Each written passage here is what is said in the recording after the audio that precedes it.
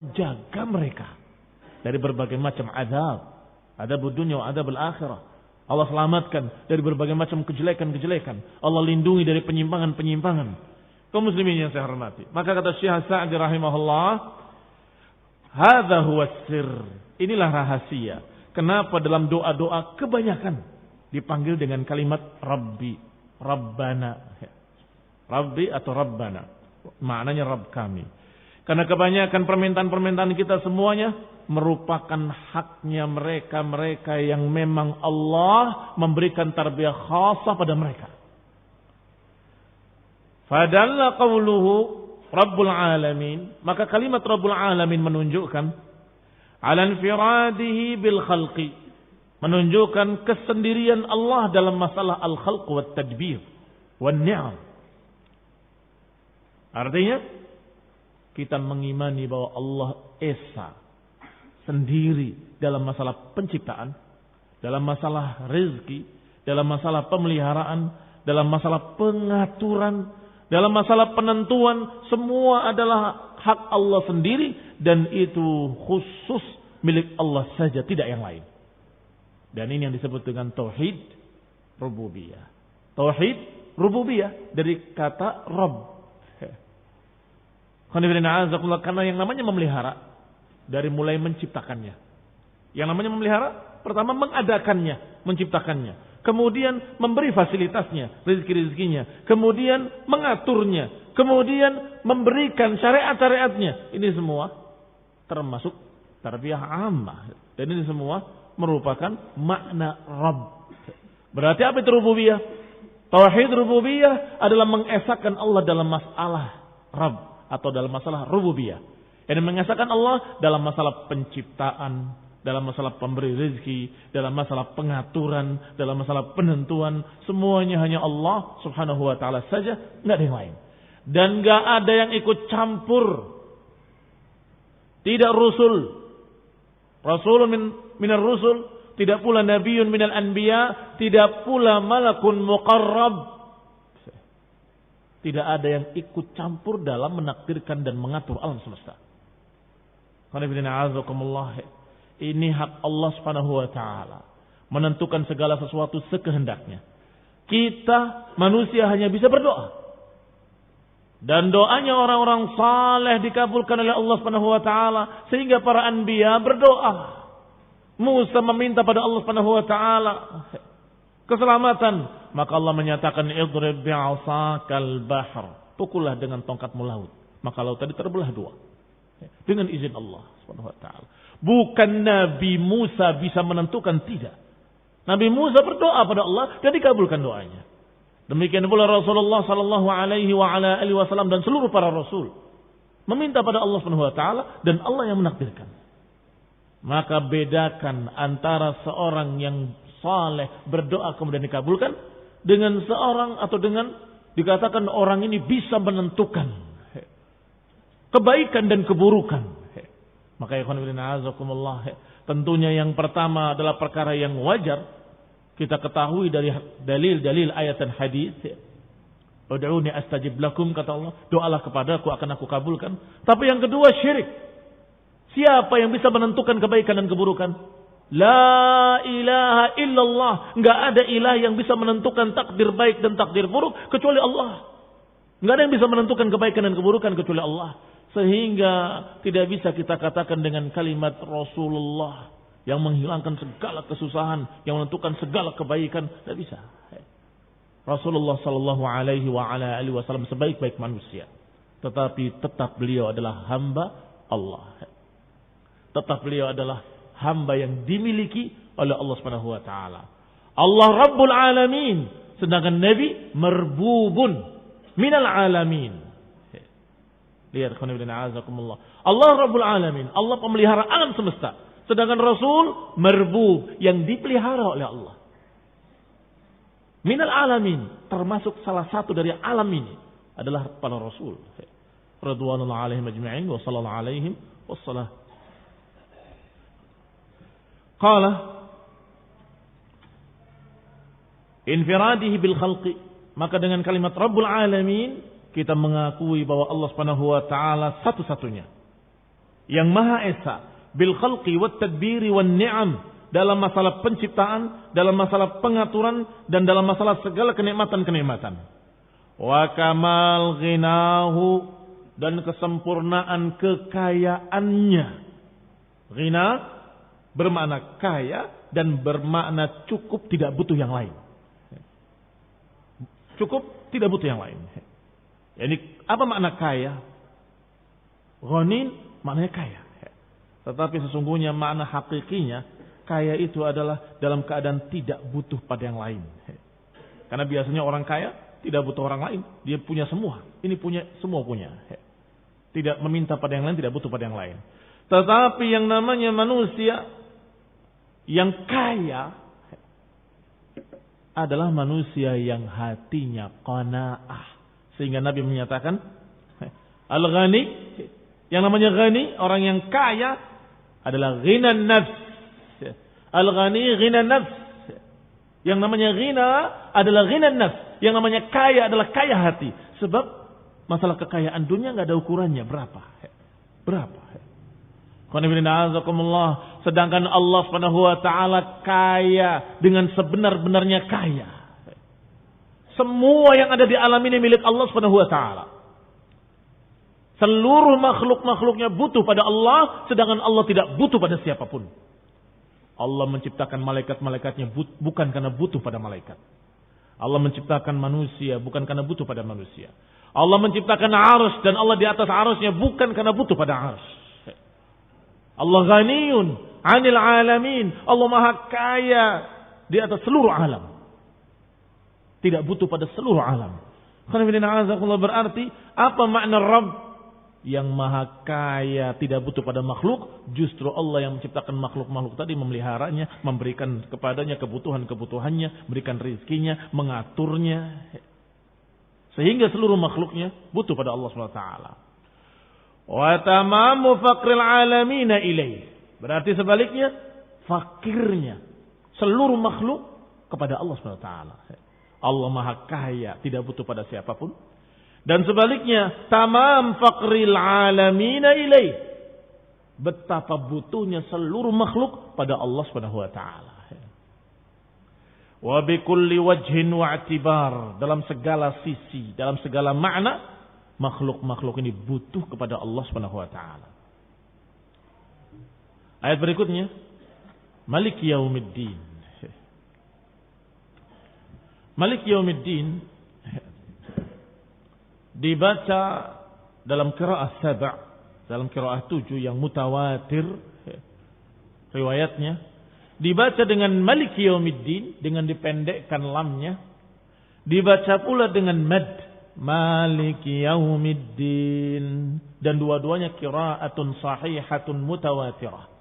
Dua-duanya bacaan yang sahih, bacaan yang mutawatir diriwayatkan dalam qiraat 7.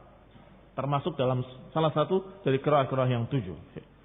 Pertama Malik Yaumiddin dengan dipendekkan lamnya. Yang kedua Malik Yaumiddin. Ada pula yang membacanya dengan kasrah di lam. Ada yang membacanya dengan sukun di lam. Ada yang Malik, ada yang Malik. Malik Yaumiddin. Lamnya sukun. Wa yuqal dengan sighatul tamrid, menunjukkan bahwa ini di bawahnya yang tadi. Yang mutawatir cuma 2 tadi. Tapi dikatakan pula, diriwayatkan pula, ada yang membaca dengan Maliki Yaumiddin, dengan ya. Ada yang membacanya Maliki Yaumiddin, sebagaimana dibaca oleh Nafi' dengan isba'. Dengan isba'. Ala kulli hal, qiraah yang ma'rufah, yang masyhurah dalam riwayat-riwayat yang sahih, Malik Yaumiddin dengan Malik Yaumiddin. Disebutkan di sini oleh beliau, oleh Syekh Sa'di rahimahullah. Malik Yaumiddin. Al-Malik dengan mad dipanjangkan. Huwa man ittasafa bi sifatil mulk. Seorang yang disifati dengan sifat kepemilikan. Berarti tidak berbeda antara Malik dengan Malik. Yani Malik adalah yang memiliki sifat-sifat kepemilikan. allati min athariha, yang diantara pengaruh-pengaruh kepemilikan adalah bahwa berhak untuk memerintah dan melarang. Karena semua milik Allah. Terserah Allah memerintahkan dengan apapun, melarang apapun. Wa yuthibu wa yu'aqib, membalas dan memberi pahala. Terserah Allah Ta'ala. Allah akan membalas siapa-siapa yang mentaatinya, dan Allah akan mengazab siapa-siapa yang menyelisihinya. Itu hak Allah Subhanahu wa taala karena Allah yang memiliki. Sehingga ikhwan fillah azakumullah, maknanya walaupun berbeda tapi berujung sama. Kalau Malik yang memiliki, kalau Malik yang menguasai. Malik raja, sering diterjemahkan raja. Malikul Mulk, raja di raja. Allah Subhanahu wa taala Malikul Mulk. Tu'til mulka man tasha wa tanzilul mulka mimman tasha wa tu'izzu man tasha wa tudhillu man tasha biyadikal khair. Ya Allah, sesungguhnya Engkau Malikul Mulk, rajanya seluruh para raja. Tu'ti, Engkau berikan kerajaannya kepada siapa yang Kau kehendaki. Wa tanzilul mulk, dan mencabut kekuasaan dari siapa yang dikehendakinya. Si fulan jadi raja karena Allah beri, si fulan jatuh dari kerajaannya karena Allah cabut. Maka semua raja-raja dunia, penguasa-penguasa dunia, sesungguhnya itu Allah Subhanahu wa taala yang menguasainya, bahkan yang menentukannya. Tu'til mulka man tasya wa tanzi'ul mulka mimman tasya. Allah yang Engkau ya Allah yang memberikan kerajaan, kekuasaan pada siapa yang Kau kehendaki, dan Engkau pula yang mencabut dari siapa yang Engkau kehendaki. Tentunya yang namanya penguasa atau raja yang memiliki semuanya, iya kan? Hanya saja sebagaimana disebutkan oleh Ibnu Katsir rahimahullah bahwa kalimat malik pada manusia itu bukan makna hakiki. Fulan raja, penguasa, atau dikatakan malik. Itu bukan makna hakiki. Kenapa? Karena yang dia miliki hanya sebatas daerah kekuasaannya saja. Ada yang kekuasaannya agak luas sedikit, ada yang lebih sedikit, ada yang bahkan menguasai daerah yang lebih kecil dari Jakarta. Tapi namanya penguasa, raja. Ternyata kerajaannya kecil sekali. Seperti Singapura, kecil. Jauh di bawah Jakarta. Jakarta lebih besar. Berarti kalau dilihat dari keluasannya, gubernur Jakarta saja lebih besar daripada presiden Singapura, kan begitu. Berarti bukan mutlak. Tetapi ketika berbicara tentang Allah Maliki Yaumiddin, maka Allah Subhanahu wa taala penguasa yang benar-benar menguasai seluruh alam. Menguasai seluruh alam tidak terkecuali. Maka itu makna hakiki. Betul-betul Malikul Amlak. Betul-betul Malikul Mulk. Raja di raja. Pemilik segala kepemilikan. Ini makna Malik Yaumiddin. Qala ya'mur wa yanha wa yuzib wa yu'aqib. Kalau dia Allah yang memilikinya, dia Allah yang menguasainya, maka tentunya Allah berhak untuk menyuruh, berhak pula untuk melarang. Berhak untuk mengatur, berhak untuk membalas siapa yang dikehendakinya, berhak untuk memberikan pahala kepada siapa yang dikehendakinya. Wallahu fa'alun lima yurid. Dan Allah Maha melakukan apa yang diingininya. Kenapa? Ya karena milik Allah. Mau apa? Subhanallah. Maka kalimat Malik dengan dimadkan, dipanjangkan, yakni pemilik, maka ini sungguh memiliki makna yang sangat luas yang harus kita imani. Termasuk diantaranya Allah berhak untuk melakukan apapun pada miliknya. Dan ini bantahan bagi mereka-mereka yang sesat, yang mengira kalau Allah menakdirkan dengan takdir-takdirnya, yakni takdir buruk, dikatakan zalim. Kata siapa? Kalau ada seorang berbuat pada milikmu, itu berarti zalim. Allah berbuat pada miliknya sendiri, kenapa? Lihat ikhwan azakumullah. Ketika datang seorang Qadariyah, kita tahu Qadariyah tidak beriman pada takdir dan meyakini kalau meyakini Allah menakdirkan fulan sesat, menakdirkan fulan kafir, berarti Allah tidak adil, zalim katanya. Ini terkenal pemikiran sesat mereka. Maka ketika datang pada ahlu sunnah menyatakan alhamdulillah, segala puji bagi Allah Subhanahu wa taala yang maha adil seadil-adilnya. Kata ahlu sunnah, ini adilnya orang ini bisa dipaham kemana larinya, iya kan? Maksudnya Allah maha adil, tidak mungkin menakdirkan, gitu kan maksudnya. Belum melanjutkan ucapannya, ahlu sunnah tadi sudah menjawab. Alhamdulillah alladzi yaf'alu fi mulkihi man yasha ma yasha. Alhamdulillah yang maha melakukan apapun pada miliknya. Lihat mukaddimahnya. Sudah berbeda. Dia mukaddimahnya alhamdulillah yang maha adil dengan seadil-adilnya. Kata ahli sunnah, maha suci Allah yang maha melakukan apapun pada miliknya. Orang tadi bertanya lagi, apakah Allah Subhanahu wa taala adil kalau Allah menakdirkan fulan sesat kemudian Allah azab? Dijawab dengan muqaddimah tadi. In kana yaf'alu fi mulkika wa in kana yaf'alu fi mulkihi wallahu fa'alun lima yurid. Wallahu yaf'alu fi mulkihi ma yasha. Iya. Zalim itu kalau Allah melakukan pada milikmu. Tapi kalau Allah melakukan pada miliknya sendiri, terserah Allah Subhanahu wa taala. Wallahu fa'alun lima yurid. Ini harus diimani bahwa semua milik Allah. Allah berhak mengatur, Allah berhak menakdirkan, Allah berhak berbuat apapun pada miliknya. Allah ciptakan langit dan bumi, terserah Allah, dan Allah hancurkan kembali, terserah Allah. Kenapa kita protes? Apa hak kita? Kita manusia, kita hamba Allah, kita ciptaan Allah, kita tidak punya hak apapun. Wallahu fa'alun lima yurid. Dan dikatakan pula oleh Allah, la yus'alu amma yaf'al wa hum yus'alun. Allah enggak ditanya, kenapa berbuat begini? Kenapa berbuat begitu? Wa hum yus'alun, tapi mereka manusia yang akan ditanya, kenapa berbuat begini? Kenapa berbuat begitu? Lihat ikhwan fillah a'azakumullah. Ini juga terkandung dalam kalimat Maliki Yaumiddin. Kenapa? Karena kalimat la yus'alu amma yaf'al wa hum yus'alun, Allah tidak ditanya kenapa berbuat begini dan berbuat begitu, sedangkan kita ditanya kenapa berbuat begini berbuat begitu. Kenapa itu? Kenapa apa perbedaannya? Karena Allah memiliki. Maka bebas bagi Allah. Allah Malik. Malik memiliki segala sesuatu. Makanya terserah yang miliki. Terserah yang punya. Mau berbuat apapun, jangan ditanya kenapa kok begini, kenapa kok begitu. Jangan protes, itu milik Allah. Tetapi sedangkan kita ketika berbuat, pada milik siapa?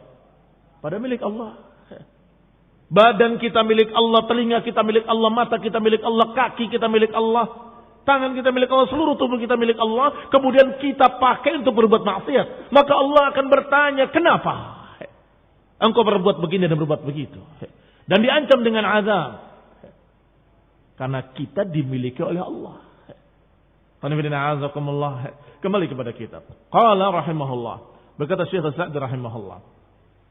Maka atharuha, pengaruh-pengaruh dari kepemilikan Allah, wa yatasarraf bima malikihi bi jami'i anwa'i tasarrufat. Allah bebas berbuat apapun pada miliknya dengan seluruh anwa'it tasarrufat, dengan seluruh macam-macam perbuatan kehendak Allah SWT. Tasarruf, Allah berbuat atau memperlakukan miliknya dengan sekehendaknya. Bi anwa' tasarrufat, dengan berbagai macam tasarruf. Kadang Allah berikan kemakmuran, kadang yang satu Allah berikan paceklik. Kadang satu daerah Allah berikan kebaikan-kebaikan, daerah lain Allah berikan kejelekan-kejelekan. Kadang satu kaum mendapatkan keuntungan, satu kaum mendapatkan kerugian. Satu orang mendapatkan kesenangan, satu orang mendapatkan kesedihan. Ini tasarrufat dari Allah Subhanahu wa taala, dan Allah menakdirkan sekehendaknya, dan kita yakin Allah pasti Maha adil dengan seadil-adilnya. Wa adhafal malik, tetapi ada pertanyaan. Taib, kalau Malik pemilik segala sesuatu atau menguasai segala sesuatu, kenapa kok dikhususkan pada Yaumuddin? Ada dua pertanyaan. Pertanyaan pertama, kenapa Yaumuddin? Apa maknanya din? Bukan hari agama. Ad-din kadang bermakna agama, tetapi kadang bermakna lain, bukan agama tetapi pembalasan. Dan itu dikenal oleh orang Arab, dan itu bahasa Arab. Sungguh mereka jahil murakkab, bodoh kuadrat ketika menyatakan bahwasanya Maliki Yaumiddin adalah hari agama, yaitu ingkar sunnah. Ini kan hari agama, karena din kan agama. Belajar bahasa Arab baru kemarin sok tahu. Bagaimana dengan pepatah Arab yang menyatakan kama tadinu tudan? Terjemahkan. Ya hadza. Terjemahkan pepatah ini. Kama tadinu tudan. Apa itu? Artinya, sebagaimana engkau berbuat, seperti itu engkau dibalas. Berarti apa tudan?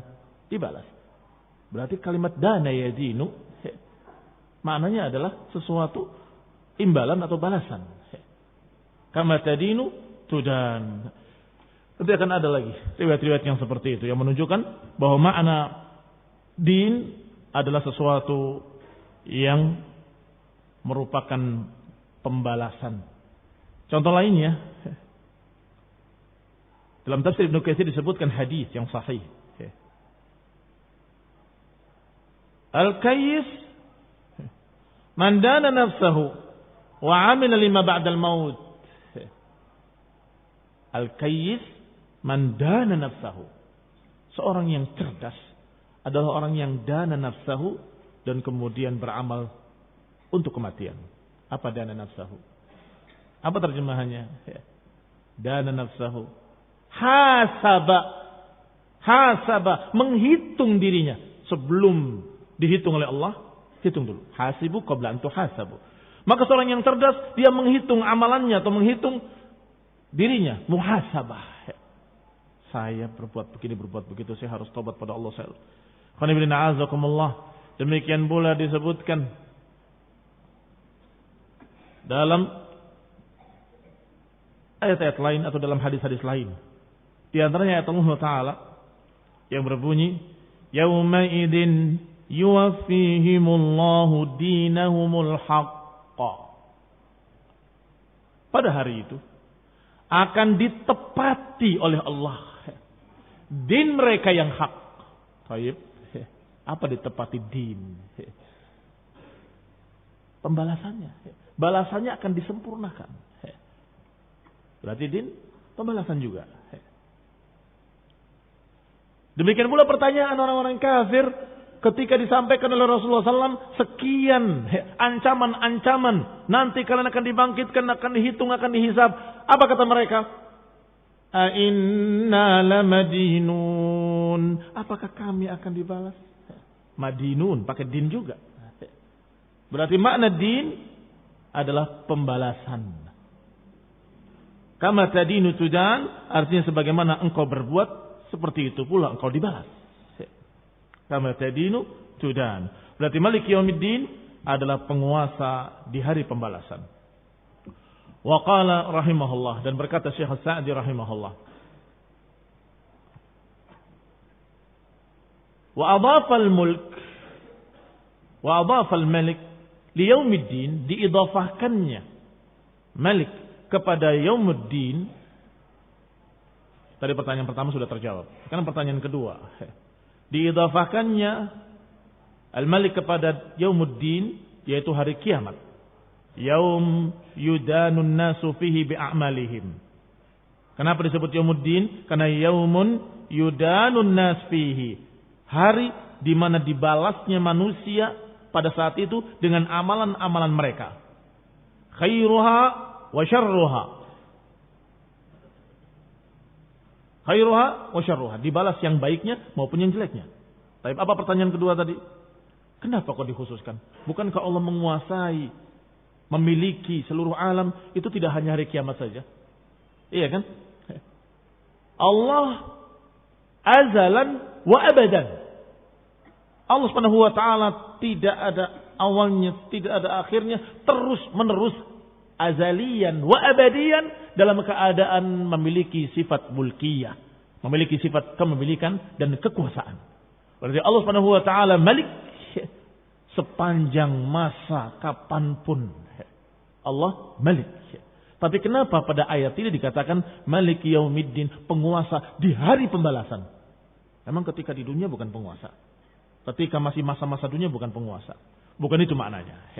Dijawab oleh Syekh Sa'di rahimahullah. Kenapa diidhafakan kepada Yaumuddin? Kenapa dikatakan penguasa di hari pembalasan? Qal rahimahullah, dikatakan oleh beliau rahimahullah, li'anna fi dzalikal yaum yadhhar lil khalqi tamamud dhuhur. Karena pada saat itu tampak bagi seluruh makhluk dengan sejelas-jelasnya kekuasaan Allah Subhanahu wa taala. Kamalu mulkihi wa adlihi wa hikmatihi. Karena saat itu tampak secara jelas kesempurnaan kekuasaan Allah, kesempurnaan keadilan Allah dan hikmah Allah Subhanahu wa taala. Kenapa kok tampak jelas ketika itu? Karena inqata'a, karena terputus seluruh kekuasaan makhluk-makhluk. Amlakil khalaiq inqata'a atau inqita'u amlakil khalaiq, karena saat itu terputus seluruh kekuasaan yang lain. Di dunia banyak manusia yang masih sombong. Fir'aun merasa dirinya ana rabbukumul a'la. Aku Rabb kalian yang paling tinggi. Aku pemelihara kalian yang paling tinggi.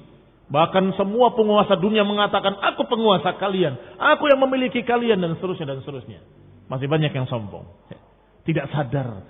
Tapi ketika mereka dibangkitkan yaumul qiyamah, apakah ada yang masih sombong seperti itu?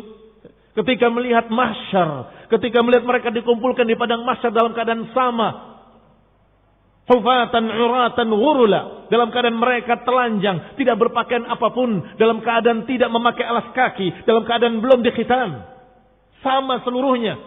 Yang dulunya raja, yang dulunya gubernur, yang dulunya presiden, yang dulunya malik, semuanya sama. Demikian pula rakyat jelata, tukang sapu, orang yang paling miskin di dunia saat itu sama persis. Hufatan, uratan, ghurla. Tapi apakah ada yang merasa saya penguasa? Allah tantang. Karena mereka nggak ada yang merasa saat itu, sadar sesadar-sadarnya. Maka Allah tantang, anal malik, ainal mulukud dunya. Diriwayatkan dalam riwayat sahih dalam Bukhari dan Muslim. Allah Subhanahu wa taala yaqbidul arda. Allah genggam bumi. Allah gulung langit dengan tangan kanannya. Dan kemudian Allah menyatakan anal malik. Aina mulukud dunya? Akulah malik, akulah raja, akulah penguasa. Mana raja-raja dunia? Maka saat itu betul-betul terbukti di halayak ramai manusia seluruhnya, awalihim ila akhirihim, dari manusia pertama sampai manusia terakhir. Semuanya mengakui dan semuanya sadar sesadar-sadarnya bahwa Allah Subhanahu wa taala betul-betul penguasa. Makanya disebutkan Maliki Yaumiddin, Allah penguasa di hari pembalasan. Karena terbukti saat itu kekuasaannya di hadapan seluruh manusia, seluruh jin, seluruh para malaikatnya. Hatta innahu yastawi fi dzalikal yaum al-muluk war-ra'aya. Hingga saat itu sama keadaannya. Fi dzalikal yaum. Sama keadaannya al-muluk war-ra'aya. Para raja-raja dan para rakyat jelata. Sama persis, tidak berbeda. Semuanya tidak berpakaian. Kalau berpakaian mungkin beda. Pakai yang ini compang-camping, pakaian yang itu pakaian mentereng, kan begitu. Tapi saat itu dalam keadaan uratan. Kalau pakai alas kaki, yang ini sepatu mahal, yang ini pakai sendal jepit. Berbeda. Wah, ini beda. Saat itu tidak ada perbedaan. Yastawi fi dzalikal yaum al-muluk war-ra'aya wal 'abid wal ahrar. Juga tidak berbeda. Sama persis saat itu abid wal ahrar. Para budak-budak hamba sahaya. Budak yang dimiliki, yang dijual belikan. Dengan ahrar, orang-orang merdeka. Sama, tidak berbeda. Hufatan uratan ghurla. Kulluhum mud'inuna li'azamatih. Semuanya tertunduk di hadapan Allah Subhanahu wa taala. Semuanya tertunduk dalam keadaan merasa betapa agungnya Allah, betapa besarnya Allah. Khadi'una li'izzatih, semuanya tunduk pada kemuliaan Allah Subhanahu wa taala. Muntadhiruna limujazatih, semuanya menunggu apa yang akan Allah balas pada mereka. Semuanya menunggu dengan cemas, dengan takut apa yang akan terjadi pada mereka. Rajuna thawabah, semuanya dalam keadaan mengharap kepada Allah Subhanahu wa taala. Harap cemas, cemas dan berharap. Khaifuna min iqabih, semuanya dalam keadaan takut kepada Allah Subhanahu wa taala. Semuanya dalam keadaan khawatir diadab oleh Allah Subhanahu wa taala. Jangankan manusia biasa, para anbiya mereka menyatakan nafsi, diriku. Masing-masing mengkhawatirkan dirinya. Falidzalika khassahu bidzikri. Oleh karena itu Allah khususkan dengan sebutan Yaumuddin. Malik Yaumiddin. Atau Malik Yaum ad-Din. Allah penguasa di hari pembalasan. Karena saat itu zahir, sangat itu jelas. Maka ketika mereka dalam keadaan tertunduk, mereka dalam keadaan takut, para raja-raja dunia merasa bahwa dia tidak memiliki apapun. Jangankan memiliki alam, memiliki dirinya sendiri dia nggak punya. Nggak punya pakaian sama sekali ketika itu. Nggak punya apapun. Maka Allah menjatuhkan mereka dengan kalimat Anal Malik. Ainal mulukud dunya, akulah penguasa. Mana raja-raja dunia? Ainal jabbarun, ainal mutakabbirun, kata Allah. Mana orang-orang yang sombong? Mana orang-orang yang merasa besar? Ini kelengkapan hadisnya. Dikatakan ainal jabbarun, ainal mutakabbirun. Maka akhna asmin indallahi rajulun tasamma bimalikil amlak. Maka sejelek-jelek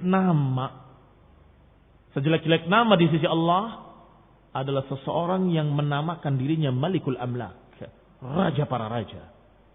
Ini sejelek-jelek nama. Akhna ismin indallah, dan itu juga fi sahihain, dalam dua kitab sahih Bukhari dan Muslim. Akhna ismin indallahi rajulun tasamma bimalikil amlak wala malika illallah.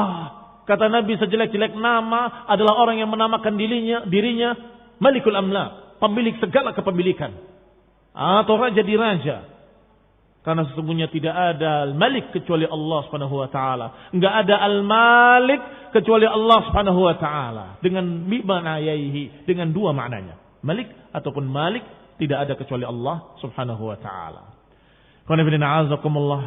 Dan ini kalimat Anal Malik, ainal mulukud dunya disebutkan pula dalam tafsir ayat Allah Subhanahu wa taala.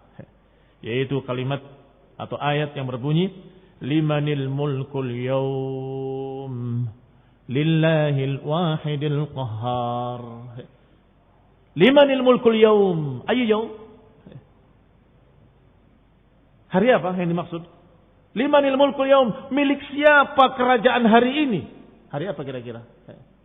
Yaumuddin. Kenapa? Karena di dunia mereka mengaku sebagai raja, mengaku sebagai penguasa, mengaku memiliki daerah ini, memiliki daerah itu, mengaku memiliki kekayaan sekian banyaknya, mengaku semua. Tetapi ketika hari kiamat mereka dikumpulkan di mahsyar dalam keadaan sama, tidak memiliki apapun, selembar kain pun mereka nggak punya. Allah tanya, limanil mulkul yaum, hari ini milik siapa kekuasaan? Nggak ada yang merasa satu pun memiliki kekuasaan. Nggak ada yang merasa memiliki kekuasaan seorang pun dari mereka. Sadar sesadar-sadarnya. Limanil mulkul yaum. Mereka menjawab lillahil wahidil qahhar. Hanya milik Allah yang esa, yang qahhar. Disebutkan pula dalam ayat lain. Allah katakan dengan kalimat inna nahnu narithul arda wa man 'alaiha wa ilaina yurja'un. Kami yang akan mewarisi bumi dan juga apa-apa yang ada di atasnya, dan kepada kami kalian semua akan kembali. Apa maknanya narithu? Kalau yang dipahami oleh kita yang namanya waris, ya, pertama milik orang lain dulu, ya. Kemudian orang itu mati, maka turunannya mewarisi, kan begitu. Ya. Itu makna mewarisi. Tapi bagaimana? Apa makna ayat Allah narisul arda? Kami akan mewarisi bumi. Ini sama seperti tadi. Sama seperti kerajaan. Yang Allah katakan hari ini milik siapa kerajaan. Walaupun waktu itu di masa-masa dunia milik Allah juga. Tapi sekian banyak orang tidak mengakuinya. Yaitu orang-orang kafir. Masih merasa mereka berkuasa. Masih merasa begini dan begitu. Sama dengan kepemilikan. Harta, benda, segala macam kekayaan. Semua memiliki. Tapi kalau kalian semua mati. Mana kekayaan kalian? Kemana? Jadi milik siapa? Kembali pada milik Allah Ta'ala. Karena walaupun ketika di dunia sesungguhnya seluruhnya milik Allah, inna lillah wa inna ilaihi rajiun, semua kita dari Allah dan akan kembali pada Allah. Tetapi mereka masih merasa memiliki. Maka ketika mereka di mahsyar dikumpulkan oleh Allah Taala dalam keadaan tidak membawa kekayaan apapun, bahkan tidak membawa pakaian sedikit pun, saat itu kekayaanmu yang dulu kemana? Yal jabbarun yal mutakabbirun, wahai para orang-orang sombong, wahai orang-orang jabbarun, mana kekayaan kalian yang katanya melimpah ruah, memiliki sekian pulau, mana? Kami, kata Allah, narisul arda wa man 'alaiha, kami yang mewarisi bumi dan seluruh isinya. Artinya saat ini betul-betul milik Allah dan terbukti. Adapun kemarin-kemarin masih banyak yang mengaku-ngaku ini milik saya, ini punya saya. Rizki yang kita dapat sungguhnya milik Allah. Dan kemudian ketika terjadi na'udzubillah musibah dan hilang kembali rizki itu, maka kita katakan itu milik Allah yang diambil kembali oleh Allah. Inna lillahi wa inna ilaihi raji'un. Maka dikatakan oleh beliau, wa illa fahuwal malik liyaumiddin wa li ghairihi minal ayyam. Itu makna malik yaumiddin. Karena memang saat itu pada hari pembalasan benar-benar Allah dalam keadaan terbukti di hadapan seluruh makhluk-makhluknya kalau Allah malik satu-satunya. Anal malik, ainal mulukud dunya. Wa illa, kalau bukan karena itu, sesungguhnya seluruh hari-hari milik Allah SWT. Dan Allah tetap maha kuasa. Yaumuddin ataupun fi ghairihi minal ayyam. Apakah hari pembalasan atau hari-hari yang lainnya, tetap Allah al-Malik. Allah maha kuasa, Allah maha memiliki. Barakallahu fikum. Ilahuna naktafi. Jazakumullahu khairan. Subhanakallahumma bihamdik. Asyhadu an la ilaha illa anta astaghfiruka wa atubu ilaik. Wassalamu alaikum warahmatullahi wabarakatuh.